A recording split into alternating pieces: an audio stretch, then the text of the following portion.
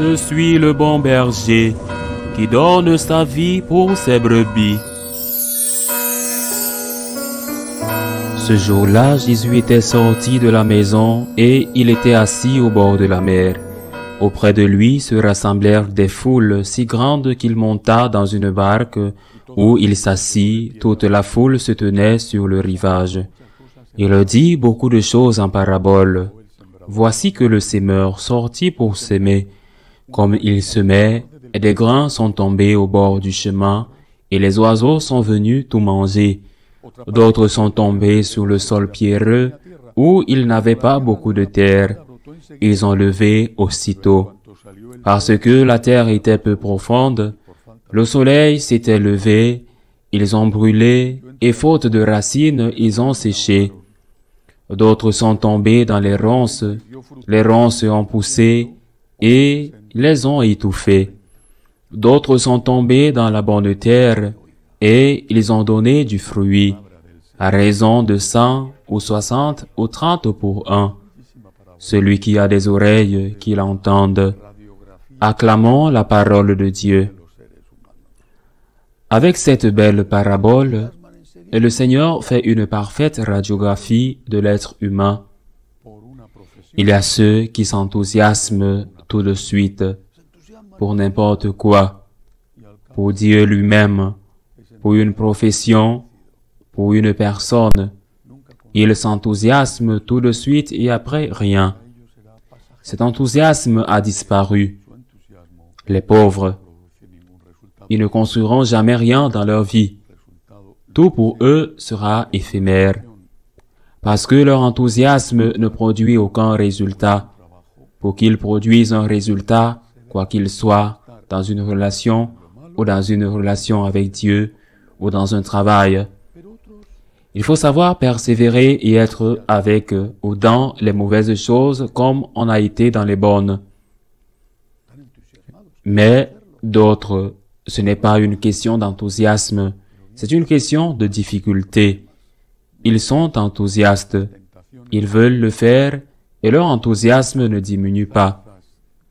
Mais ensuite viennent les difficultés, les problèmes, viennent les tentations de la vie, les ronces qui poussent là et qu'il faut arracher pour que la terre puisse porter du fruit. Alors, ils abandonnent. Vous avez pris un chemin, je le répète, quel qu'il soit, dans votre travail, dans une relation avec une autre personne pour former une famille, dans l'ouverture à vos enfants, dans la vocation sacerdotale. Vous avez pris un chemin et les difficultés surgissent, et vous démissionnez. Tu ne fais que montrer ton immense immaturité. Tu ne peux pas passer ta vie à changer de plan, de perspective et de projet. Il se peut qu'à cause de ton immaturité, très jeune, tu te sois trompé dans le choix d'une carrière, ou que tu aies été confus dans le choix d'une personne. Mais tu ne peux pas passer ta vie comme ça. Les problèmes ne peuvent pas te faire désespérer, abandonner un projet, arrêter de te battre. Les problèmes sont des opportunités, les problèmes sont l'opportunité que tu as de montrer qui tu es et de montrer que tu es capable de te battre et de gagner et de résoudre ces problèmes. Ensuite, il y a ceux qui portent du bon fruit. Tous ne portent pas le même fruit. Le Seigneur dit qu'une graine en a porté 100, d'autres 60 et d'autres 30, ou à cause du sol ou de la qualité de la graine, eh bien, mais ils ont porté du fruit.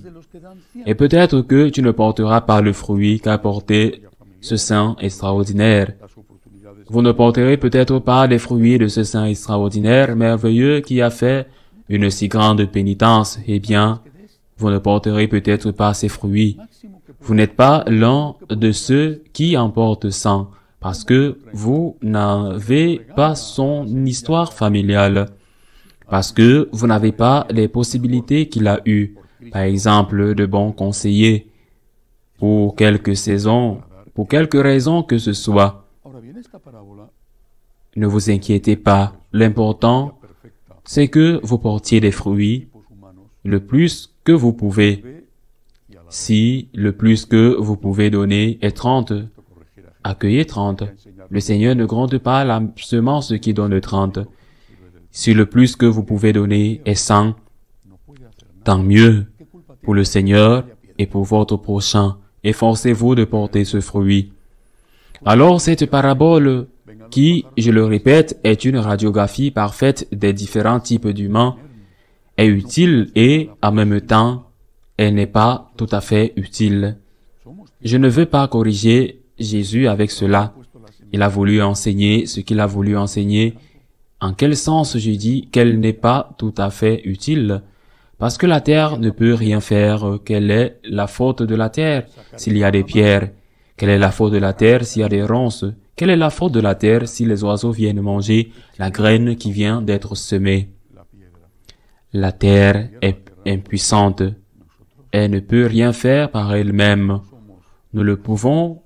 Nous sommes la terre, là où le semeur a mis la graine. Mais nous pouvons faire quelque chose. Nous devons faire quelque chose. Si la terre pouvait, elle tendrait la main et arracherait les racines des ronces ou jetterait la pierre. Si la terre pouvait, la terre ne peut pas. Nous pouvons, nous ne sommes pas passifs. Nous ne sommes pas des gens marqués par le destin qui ne peuvent rien faire par eux-mêmes.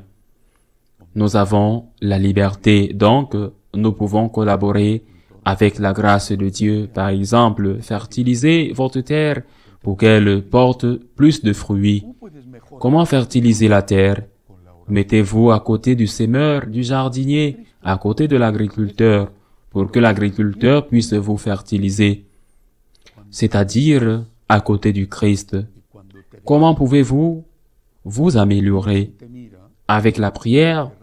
Quand vous êtes avec le Christ, quand vous priez, quand vous passez du temps avec lui, quand vous le regardez et quand vous vous laissez voir, quand vous le regardez et qu'il vous regarde, votre terre devient une éponge, votre terre devient plus riche, votre terre devient plus forte, et ce bon jardinier, ce bon agriculteur, pendant que vous le regardez, il arrache les ronces, il enlève les pierres et fait fuir les oiseaux.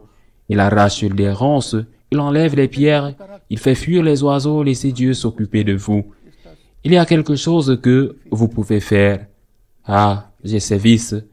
Je les ai acquis à l'adolescence. J'ai ce caractère. Ces choses sont très difficiles pour moi. Laissez Dieu vous aider. Laissez Dieu prendre soin de vous. Laissez-le bien traiter votre terre afin que vous puissiez porter du fruit, collaborer avec le Christ et collaborer avec lui, être avec lui. Certains ignorants pensent que la prière était une chose inutile. Pauvres ignorants, de peu de foi.